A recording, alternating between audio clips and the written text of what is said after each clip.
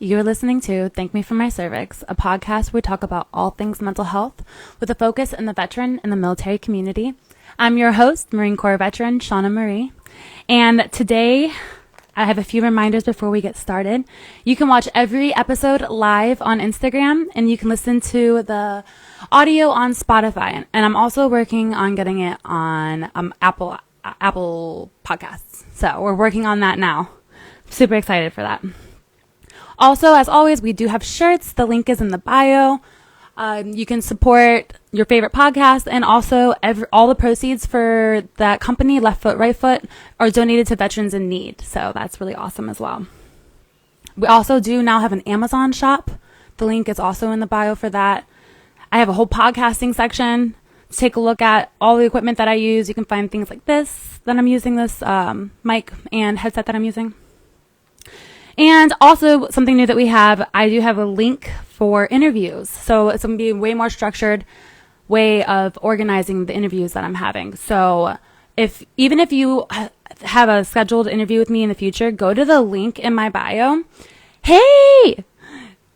Go to the link in my bio and be sure to check your date to make sure that's filled out. All the dates across the board will say 12:30 or 12 to 1 p.m. But I am flexible. So if you would like a different time on a day, just send me a message. It's just a way easier to remember who I have on what day. So yeah, that's awesome. So as soon as our guest today joins, he is awesome. He is a military vet, Marine Corps, and he has his own podcast, and he calls himself the Veteran Coach. So I'm super excited to get him on and talk about this. So as soon as he requests to join, I will get him on. Where's my other phone?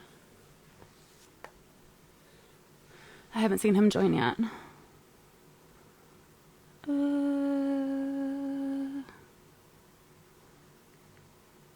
How's everyone's day going? Oh, was I supposed to join him? Wait, no, it's my podcast. Hold on.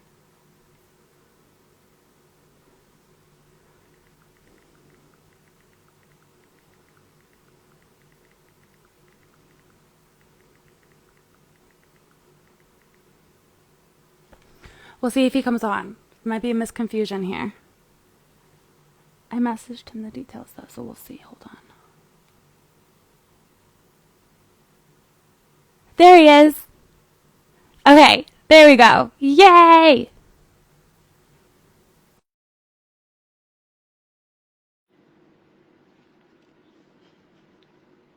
We are doing wonderful. Meal prep's great.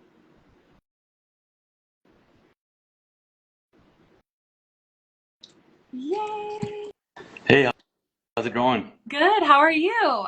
I'm good. I don't know what happened. I kept trying to refresh your page, but it wasn't telling me you were live yet. I'm not sure why. I'm sorry for the confusion, but I'm so glad that we figured it out and that you're here with me, so that's so great. Yeah, it's all So, good. we're going to jump right into it so people can get to know you. Love it. So I already say that you're a Marine Corps vet. Tell me a little bit about growing up and why you chose that route. So I grew up in Chicago, and I'm actually still back. I'm back in Chicago now, right? But I didn't choose the Marine Corps. The Marine Corps chose me, right? So I actually was going to initially join the Army because my cousin was in the Army.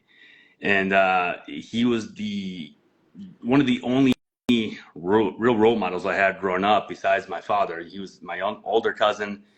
He joined the Army. He was injured, deployed to Iraq several times, and I wanted to be a part of that. I was involved in a lot of bad stuff growing up. I got involved in gangs. I went to 5 different high schools. Finally got my head on right after my 3rd suspension, because I met a teacher who got my head right for me, right? It pulled me into the hallway and said, like, you need to get your shit together, or else, like, you're not going to end up anywhere in life. So I went to the Army office initially, and then the Marine Corps office. They were just in there being Marines, Oh yeah. and And they're always there, no Yeah, matter what. Never fails. You will find a Marine. You will find a Marine there. yeah. And they had the attitude of we don't need you, you need us, right? And I really bought into that. I wanted to become part of not only something larger than myself, but something that was just much more amazing than I had ever been a part of. And I wanted to see if I could do it because I didn't think I could, which is why I decided to join in the Marine Corps. I love that story. I love that so much. Where did you join out of? Where was your training center? RSS Joliet, Okay.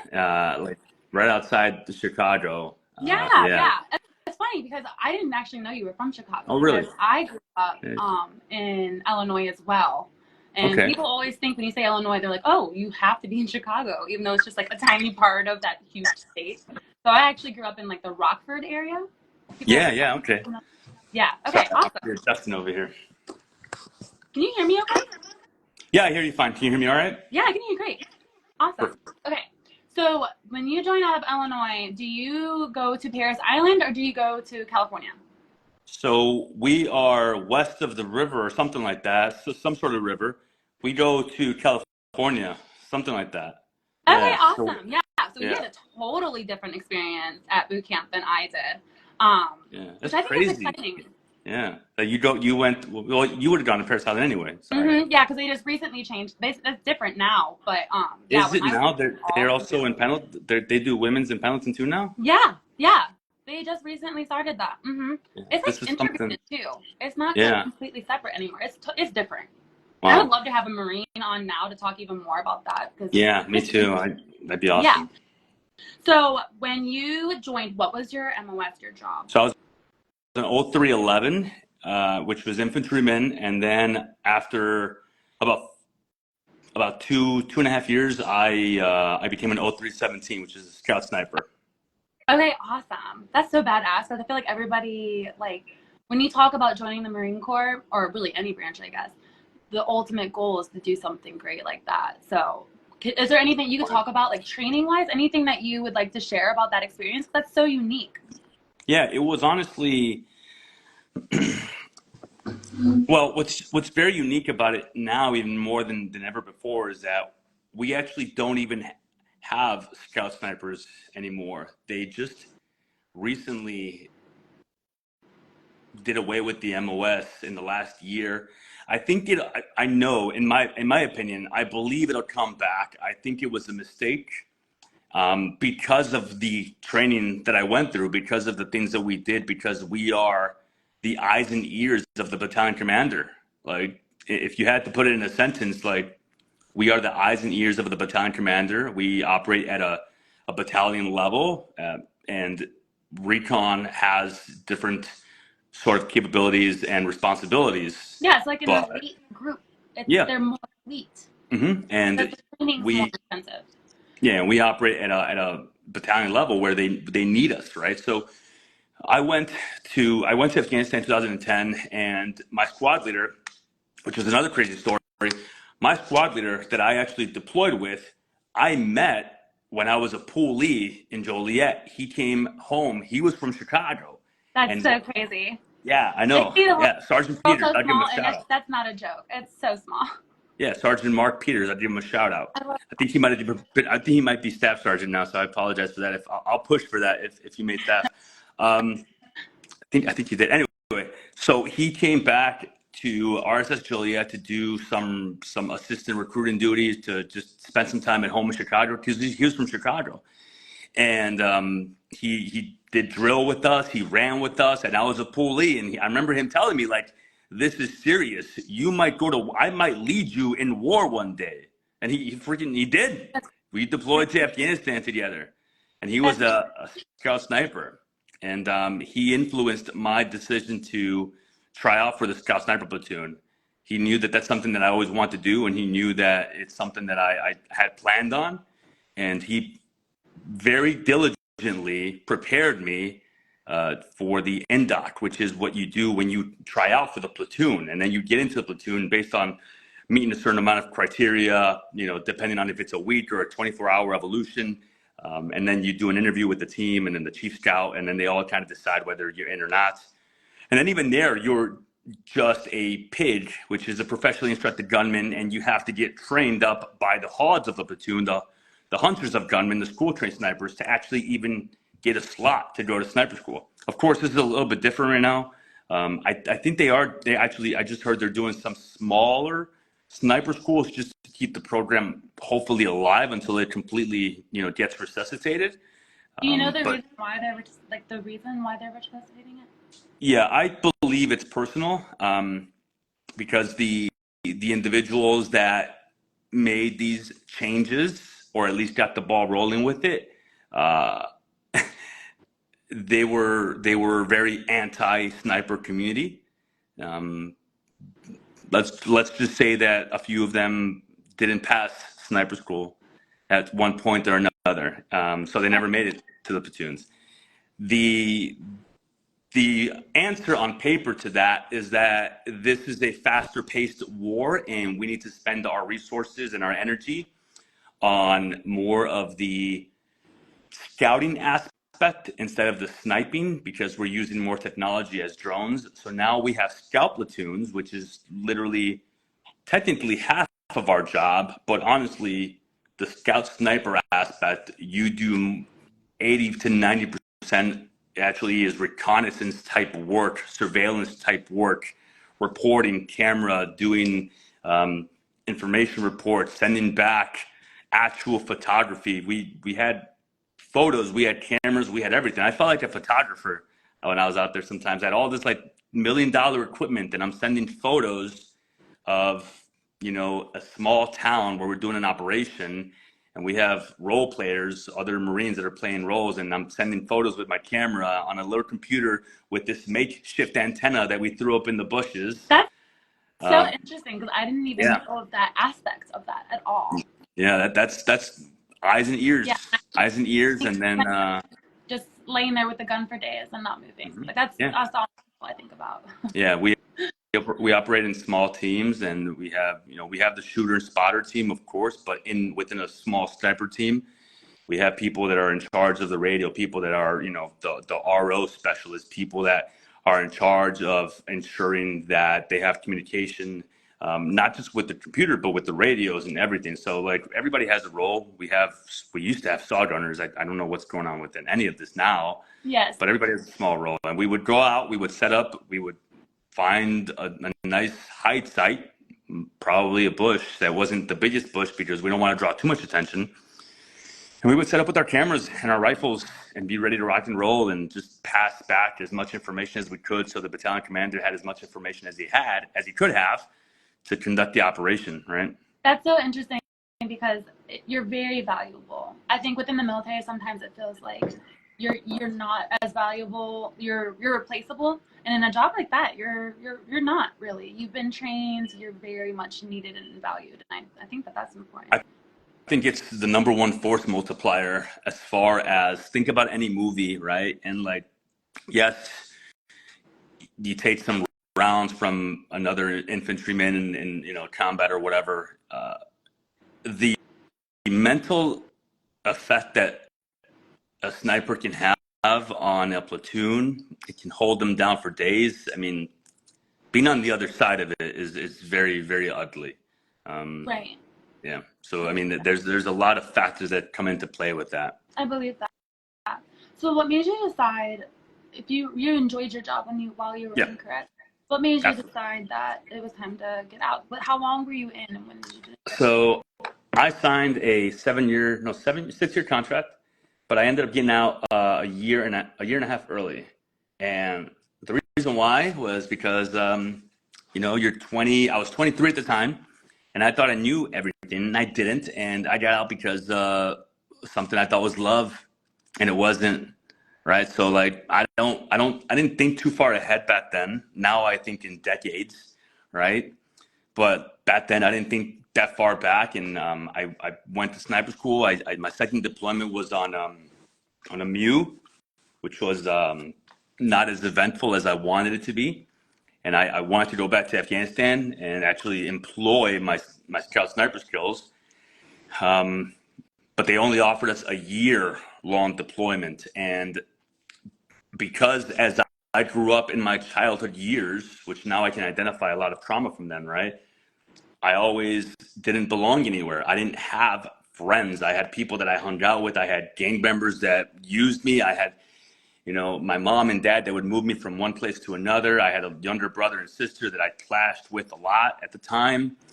So I didn't really feel like I had anywhere that I belonged. And then I finally found the Marine Corps. But infantry, you're surrounded by men, right? So you're surrounded by people that are very much alpha, male, dominant, macho. So I got a girlfriend actually when I was in sniper school that was from Chicago that I knew from when I was little. And I mean little, I mean like kindergarten. I don't even remember how we found each other again, but started dating her long distance. And it was the first time in a long time that I had felt any sort of like emotional connection to anybody. So I thought that it was something that was way much more than it really was. And I made the decision to get out. I don't regret the decision. I think that everything kind of not necessarily happens for a reason, but at the end of the day, whatever decision you make, you can still find ways to capitalize on it. So I'm not of the mindset that, things happen the way they happen and, it is what it is. I don't like to think that way. I like to think that we have a lot more control over our future and our destiny. It's not written. But I think that when things like that happen, you can still find the best way to capitalize on it by making different decisions and proactively making some changes in your life. I love that so much. When you got out, did you have like any plans on what you were going to do for money? Did you take any of those types of things seriously? Yeah, I surprisingly did. I'm good. And yeah, it's one of those things of I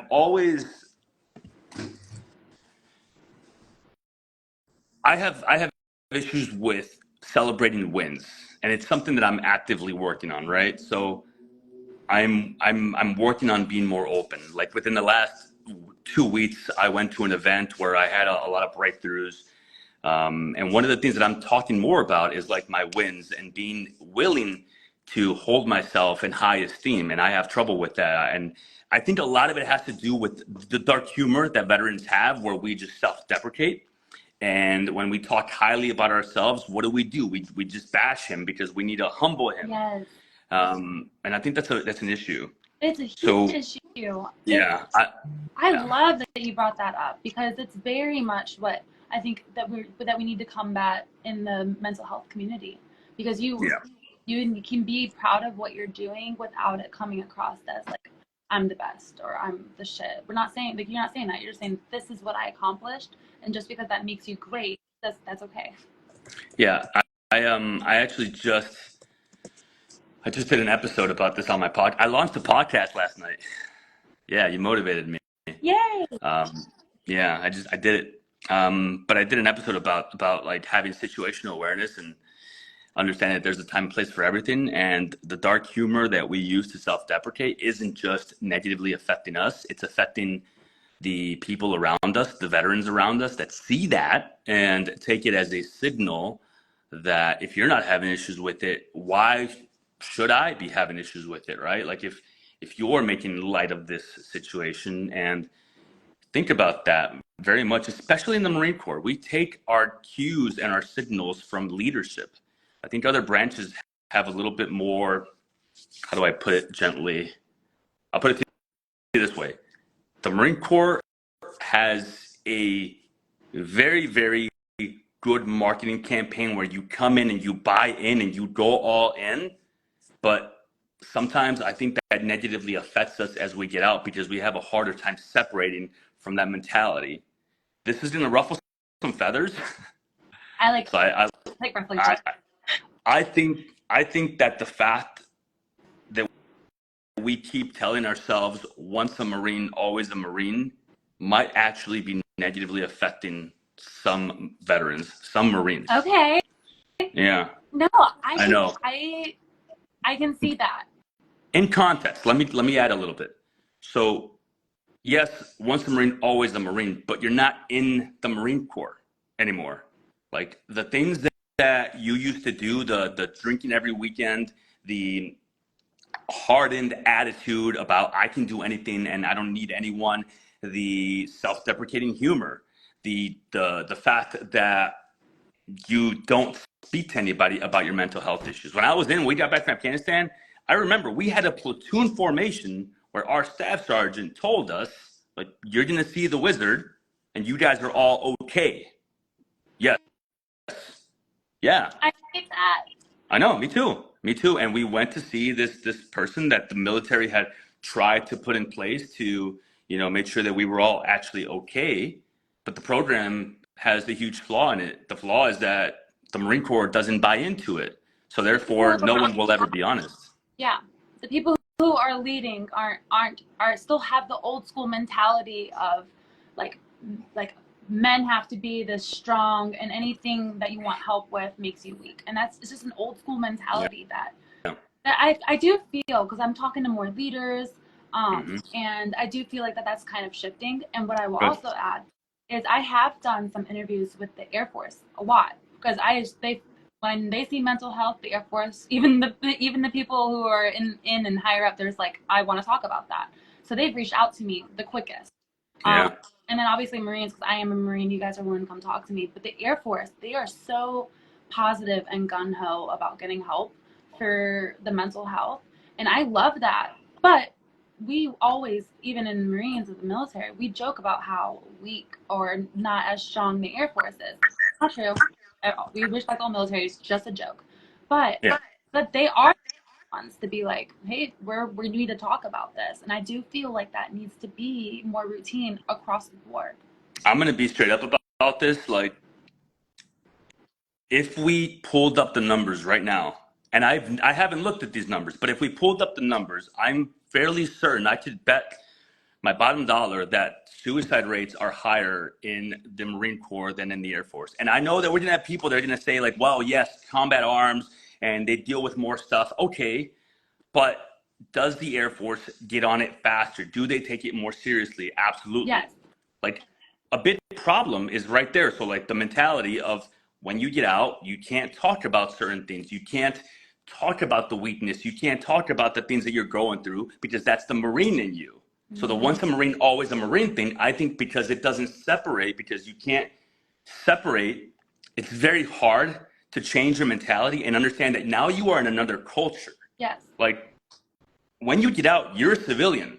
But I can guarantee you ask most veterans that are Marines, they'll tell you, I'm not a civilian. I'm a Marine. I'm a Marine veteran. Right? And there's nothing wrong with that. I do feel like if you're like, there's nothing wrong with having the title civilian and one being a Marine. You're a civilian that served in the military. How cool is that? Yes, exactly. Yeah. You can take that portion of you, that part that you learned. Because I learned so much from the military. I was a shit. I was a fucking shit. And I learned so much from the military that's made me into who I am today. So when I think, like, once a Marine, always a Marine, I think from that aspect. I think like, oh, well, discipline, clean, and not being able to quit anything, because I was a quitter before the military. And I do feel like I learned so much, and that you can take that and go forward, and then leave the shit that's kind of holding you back behind, that was part of being specifically a Marine. So it's about leveraging your service and identifying where there are things that no longer serve you anymore. Yes. Right? So if we can do that, then the once a Marine, always a Marine motto is beneficial all the way through. But if we can't separate the things that are holding us back, the ego, the judgmental attitude. I made a girl cry in my first college class because she fell asleep, and I felt like it was my responsibility to say something. And it wasn't. Like, it was not. Like, I thought that I was doing the right thing. I thought that, like, this girl fell asleep in class, the professor is teaching, and you know what my mind saw? My mind saw Gunnery up there giving a freaking PMI on something, and this freaking PFC, nasty little freaking boot, and they're going to hear something. And that was my problem. And, like, I get it. I have a lot of things that I'm still working on, and that was just something that happened to me. And I went up to her and I told her, I'm like, I don't remember exactly how I did it, but she ended up crying. I'm like, if you're going to fall asleep, you have to stand up in class. Like, you can't be falling asleep. Like you're falling asleep and you're snoring in class. Yeah. And the professor witnessed this, and he came over to me, and I thought I was gonna get an attaboy, right? No, he's like, "Hey, were you in the military?" And I was like, "Yes, I was." He pulls me aside. He's like, "You can't do that anymore. Like, you're not in anymore." And I remember those words. They ring very loud in my ear. His name was Professor Gomez. They ring so loud in my ear because, like, I didn't realize, like, I am leaving my best friends, all of my mentors, the people that I was a mentor to, the people that I was leading, the people that I've been surrounded with for 4 or 5 years. And some people leave when they've been in for 10 years. Like, I'm leaving and I'm losing all these people all in like one swift blow. And then you're just moving back into an environment that people think you're going back into. We're not coming back into society. We were never a part of society. Yeah. Like when I was 18, the hell did I know? I was hanging out with gang members and doing who knows what. So now I come into society and I got to figure out a job and a resume. And yes, there's this tap classes, and I heard that they're better. I can't speak on it too much because I don't know what's going on with those classes now. Yeah. But from what I'm hearing, I'm sorry?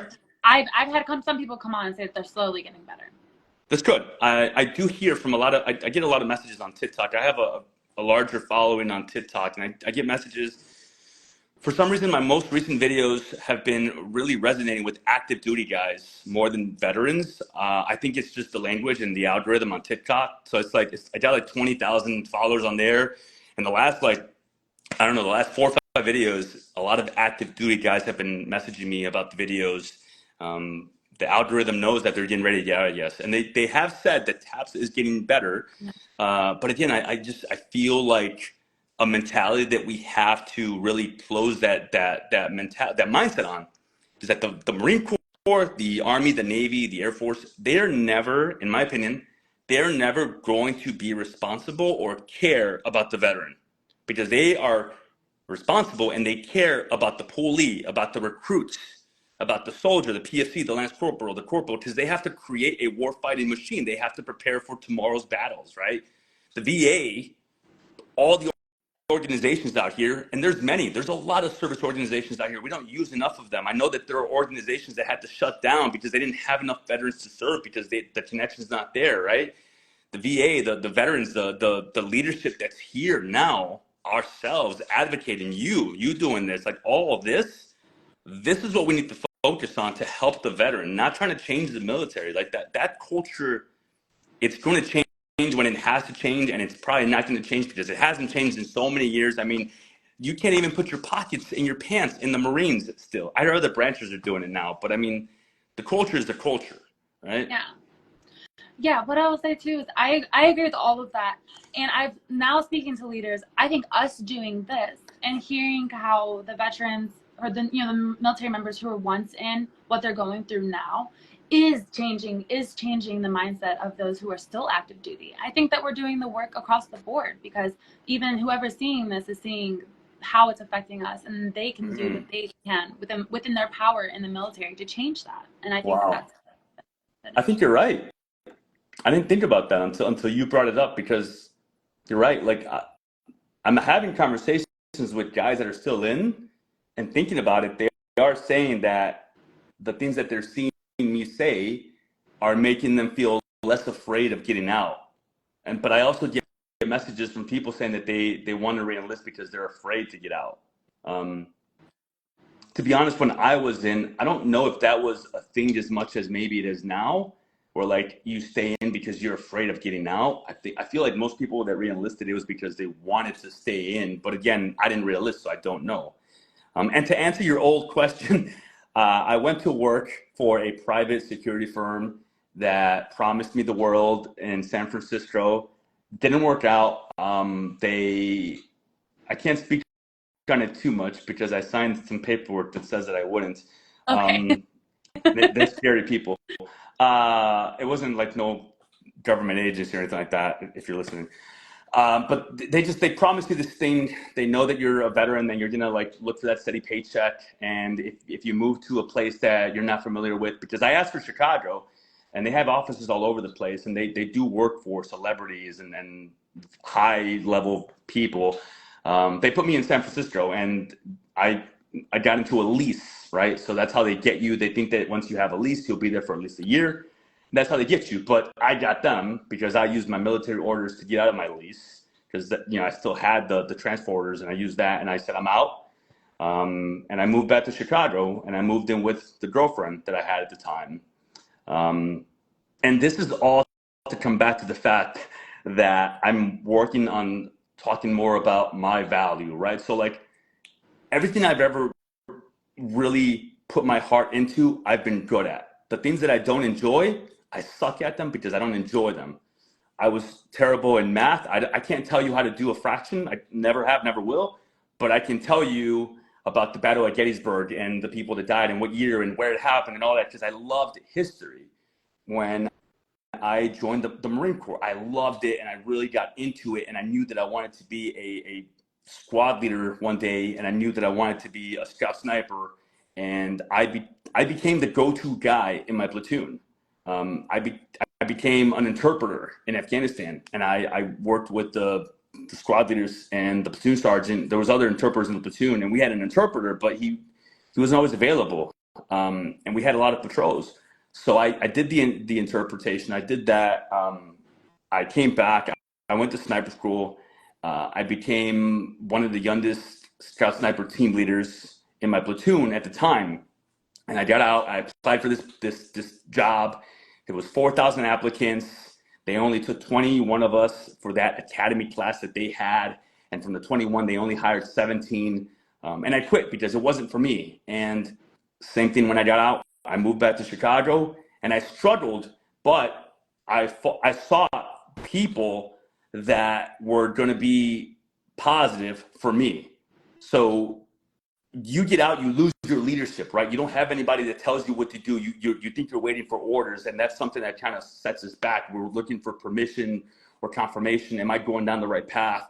So I sought out Marines that have been doing this longer than me. They have been out longer than me, right? And they positioned me in the right places. One of them got me into DePaul University. I became the president of the Veterans Union there. The other one got me into a job working with a nonprofit that let me work with veterans.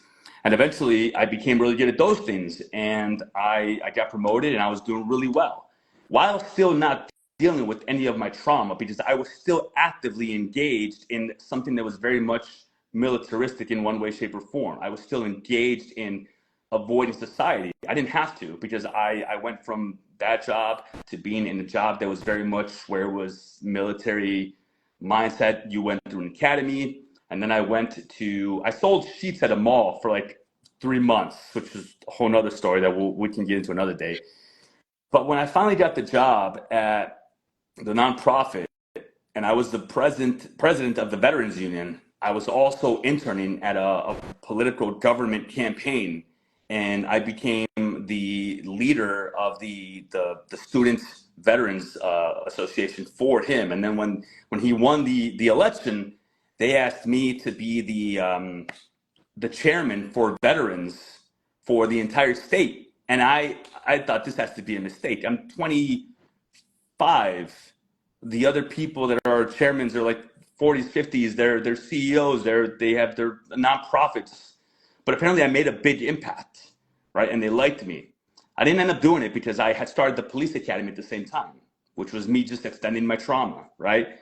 I became the best cop that I could. I became a TAC officer in the department that I was working for at 2 years into the department, and that's not normally what happens. And I did all these things that were amazing, and I do a very bad job of celebrating my wins, which is why I'm working on it. And now, here we are. The law enforcement career has come to a halt because of the changes that have happened and the decisions that I've made of it no longer fits what I want in my life. I started VetRise Academy, and it has been an absolute blast. I hired business coaches, Brian Mark, shout out to him. I think I saw Melissa in here, and I saw a few of my clients in here too. Yeah, they're in here. Shout out to Lisa, and I think I see Savannah here. But I hired a business coach because, like, I believe in paying for swiftness of good information. Like, you can go on YouTube and figure stuff out, but like, are you going down the right rabbit hole? right? The right rabbit hole. Are you going to do things that didn't work for other people? I love you guys too. Tashi's here too. Thank you guys. And I see a couple of guys from 3-1 as well in here. Jenny's on here too. Thank you. Sorry. All right. Sorry. They show up in force for me. Yes, I'm so glad that they joined us today. I love that so much. I'm so grateful. Yeah, I let them know I was going to be on here. So, where was I? Right. I have no idea. I forgot to. So, I hired a business coach, and he just gave me all the right things and steps and action plans and all the things that I needed to do for me to apply in my way. It wasn't like, do this. It was like, this is the groundwork. This is the same thing like in the Marine Corps. Don't tell me how to do it. Just tell me what I need to do, and I will figure out how to do it because I'm a leader in myself, right? So I started my company. Initially, it was Ultimate Journey Fitness because I wasn't going to be centered on veterans because I had a self-limiting belief that was centered around me because I initially, in between my time in the police, I was 50 pounds overweight. I was smoking a pack of cigarettes a day. I drank every single night. I used to take the streets home instead of the highway because I knew that there was a McDonald's on the way home, and one of them had to have an ice cream machine that worked. So I made a lot of mistakes. I went down the hole of contemplating whether or not I wanted to be on this earth. I attended services and funerals more than I cared to think about. I hated picking up the phone when I would see one of my buddies calling me because I knew what it was. And I had this self-limiting belief that I don't love the Marine Corps because of what it did. I was very angry around the year 2020 and 2021 and 2022 because of the withdrawal that we did in Afghanistan. And it made me question, like, what was all this for? What was me being in the Marine Corps for? What was me being in the police department for if that was coming to a screeching halt as well? It made me question a lot of stuff in my life. It made me question, like, what am I doing? And then my first marriage fell apart. And I had all these, like, avenues of looking at things of, like, I failed here, I failed here, I failed here. And I realized, like, it just takes action, because if you feel like it's a failure, then that means you didn't take any lessons away from it. And this is the way that I coach and preach and teach, and my people can tell you since they're here. But I believe that things that happen are just things that happen to you. They're not good or bad. It's how you respond to them instead of reacting emotionally. And at the end of the day, you are where you are supposed to be at because you have made all the decisions that have led you here. And that's powerful because that also means that tomorrow, in a decade, you can be somewhere else if you make different decisions a day. You do control your future. So I started changing my life. I hired a coach way back when. I got my health right. I started working out. I built a home gym.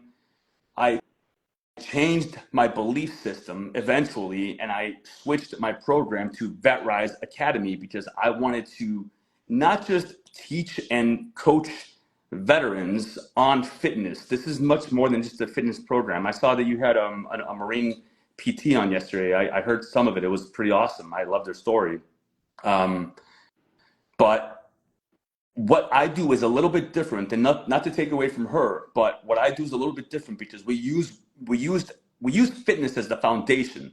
It's the foundation because you're not going to be able to work out and feel physically better when you mentally feel better. It works the other way around, right? So when we work out, when we take more steps in our day, when we sit up right instead of slouching, when we get more sunlight, when we do some pull-ups and some push-ups, like serotonin, norepinephrine, like dopamine, like all these chemicals flow into your brain, and like you have a little bit more bandwidth. So like if your battery level was at a 10 or a 20 and you feel like your mental health is suffering because you have all these apps open on your computer in your head, like the moment that you start working out, you can start clearing some of those away. You can start deleting. You can start doing Control-Alt-Delete and realizing like what doesn't really need to be open anymore. What program isn't even responding because you're operating at a higher level. You're upgrading your operating system. I came up with this metaphor right now, by the way, so I'm going to definitely. I love it. I love it. Me too. I was like, I like that. Yeah. Like Control-Alt-Delete. Everyone gets that, even if they have Mac. Yeah.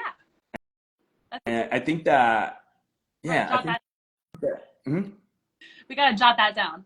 I know. I wrote down something earlier too. I wrote down to stop humbling others, because we always like want to bring other people down when they talk about themselves. But I'm gonna write Control Alt Delete because I know that'll jog my memory. That what I love about that too is especially as a woman, because women tend to do this, I feel like just as much in different ways too than men, but like seeing someone else succeed and being successful doesn't hinder how successful and great you are. Like, it's not a comparison thing. I feel like sometimes we compare, and I don't like that. Yeah, I agree with you 100%. I actually just did a post about this, and people didn't understand that comparing yourself, whether up or down, right? So there's the comparing of when you're not doing as well as somebody else, but then there's also the comparing of when someone else is doing worse than you, and then you feel like them getting help is weakness and you're better than them. And people do that. Dark humor, subconsciously. And not everybody, a lot of veterans were saying, I've never seen this happen. This doesn't happen. You're making this up. And then I posted that on another page that I'm a part of, that it's all Marines, but it's a lot of Marines that are old school Marines. It's a lot of Marines that don't have real profile pictures. It's the fake profile pictures. So they say things that they would never say to anyone's face. Yes. And 70 to 80% of the comments in there were the opposite of what other people were saying, where it was all the negative, where you're a Marine, you're supposed to be tough. You're not supposed to be weak. Like, therapists don't work. Like, therapy is for the weak. Exactly. I know. And it's just like, it does exist. It just exists in these echo chambers that not everybody sees all the time. So not everybody understands that it's very, very prevalent. The people that are doing well in our veteran culture, they're doing well. They don't need to always be in places where they're looking for negativity to make them feel better about themselves.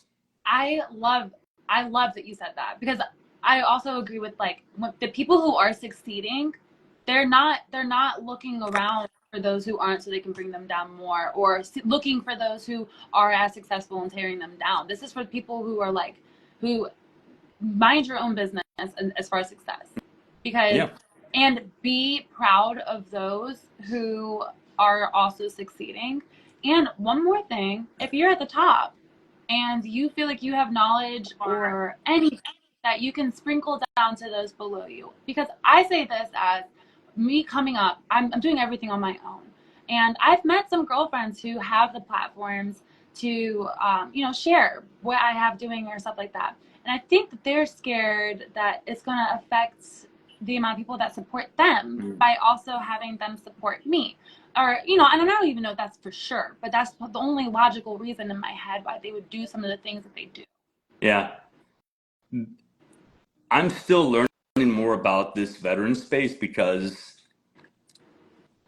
I started my company and it wasn't geared towards veterans because of my limited self-beliefs. But now, I mean, we have Michael just joined. Michael actually starts tomorrow in my program. Yeah. And Savannah's here. Savannah's married to one of my veterans, and everyone in the program does well because of the veteran attributes that they capitalize on, that they leverage them, right? And initially, it was all about the program. It has since evolved much more, and now the message is its own thing. The podcast is its own thing, and I'm learning to give as much value as I can to get value back eventually, but not necessarily asking for it or pitching it or talking about it, because that, I think, is more valuable. And I just want to help. Like, my goal, my overall goal, my mission statement, if for me, is to make success after service accessible to every veteran. Like, that's the bottom line for me, right? Thank you.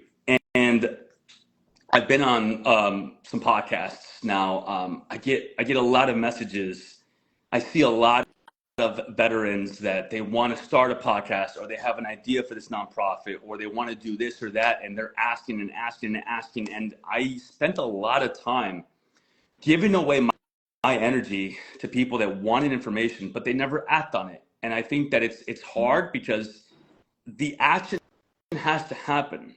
And as veterans, this is a whole nother one. I think you'll like this. As veterans, we think that it's selfless because we are service members and we serve to have no boundaries or low boundaries. And if someone need something from you. We just say yes, and we give our time and we give our energy, and we just want to help, help, help, help, help. Well, I think that we have to learn how to find a balance in that area, because it's no longer really selfless, because you are getting that dopamine, you are getting that feeling of like validation of I'm useful, I mean something, people still need me. But is it really the benefit of either one of you? Are both of you going to come out of that relationship for the better, or are you just enabling that relationship, that mom, that brother, that friend, that colleague, to keep relying on you, leaning on you? And are you just enabling yourself to keep coming up with all these reasons or these excuses of why you missed the gym today? Oh, you know what? I missed the gym because, Steve wanted to ask me to mow his lawn because, whatever. It doesn't really matter what it is. Now, obviously, again, there's a dichotomy to everything. When people need help and they need help, we have to be willing, and we have to be able to listen to where they're coming from. Yes. And if we show that we get help, if we do these podcasts, if we talk about our issues, and we don't just self-deprecate by using dark humor, you don't know who you inspire. With the police department, we see all the crime that happens, but we can't see the crime that we've stopped. There's no way to see the statistics of that robbery that didn't happen, or that mugging that didn't happen, or that homicide that didn't happen. In the veteran community, we can't see the statistics of that son that doesn't have to grow up without a father because his dad's still here. I know. Right? Or that honestly. Yeah. That's exactly why I do what I do. Even if I don't care. I've never been more interested to care about the views or the followers. The only thing that benefits from that is more people see the message. Yeah. But as long as one person is affected by my message, I'm doing what I was meant to do. So I agree with you. I want to thank you so much for your time today. Absolutely. We're cutting a little close to the end of the time, but I do want to hear that for any new people, because you're probably going to get a bunch of new people, where can they follow you and learn more about you? So thank you for asking, and thank you for your time as well. This was absolutely amazing. I wanted to do it on my computer because I have this whole mic set up, but that's okay. So you can find me. I just want to say it because I'm very hard on myself. There I go again, right? But I'm working on this. So I think this was an amazing experience. I think I did really well. I think you did amazing as well. Awesome. Yes. I'm so excited. I agree. So you can find me on all socials at JP, the Veteran Coach, YouTube, TikTok, Instagram. Big shout out to Marco real quick. I just see that he's joined. Marco is going through a lot in his life right now, and I just want to acknowledge that, Marco, you're doing amazing stuff, and I love you and I appreciate you. And we are signing off, but I hope you hear this later on. Okay, brother? Yeah, all right. Please. And if you're listening to the replay, please comment and let us know what you think. Also, the audio will be on Spotify on Tuesday. Okay? Thank you so much again for your time. Take care. Bye, everybody. That was perfect.